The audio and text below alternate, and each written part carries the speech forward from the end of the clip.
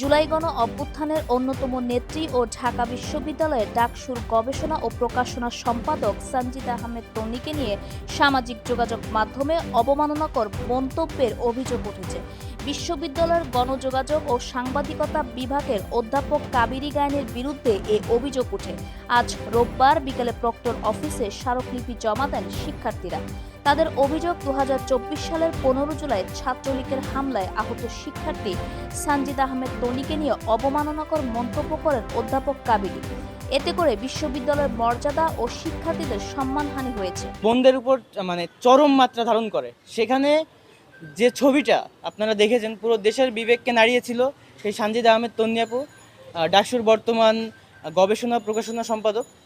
তো ওনার যে ছবিটা আন্দোলনকে বেগবান করেছিল, সেই ছবি নিয়ে আজ 2 বছর পরে এসে ঠিক খুনি হাসিনা শাপলায় গণহত্যা করার পর, শাপলায় শত শত ছেলেকে হত্যা করার পর, গণহত্যা করার পর বলেছিল যে তারা নাকি রং মেখে সেখানে শুয়েছিল।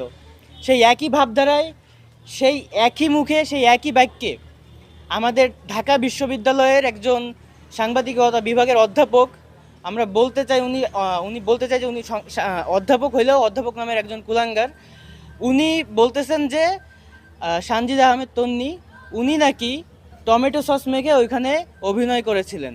এই ধরনের জঘন্য হীন বক্তব্য আমরা তীব্র নিন্দা ও প্রতিবাদ জানাই এবং আমরা বিশ্ববিদ্যালয় প্রশাসনের কাছে এই বিষয়ে আজকে লিখিত অভিযোগপত্র জমা দিয়েছি। জুলাই একটা আকাঙ্ক্ষার না, সেই আকাঙ্ক্ষা ভবিষ্যৎ হবে না, এটা আমার বিশ্বাস। তোমাদের সর্বাত্মক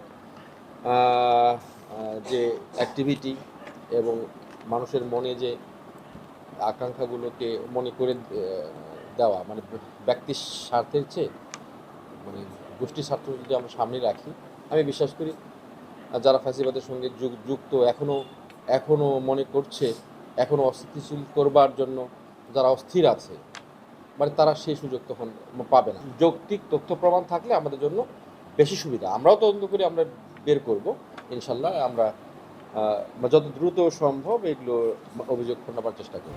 স্মারকলিপিতে শিক্ষার্থীরা 4 দফা সহ ঘটনা দ্রুত তদন্ত করে দৃশ্যমান প্রশাসনিক ব্যবস্থা। Bithi Akter, prime TV, Dhaka.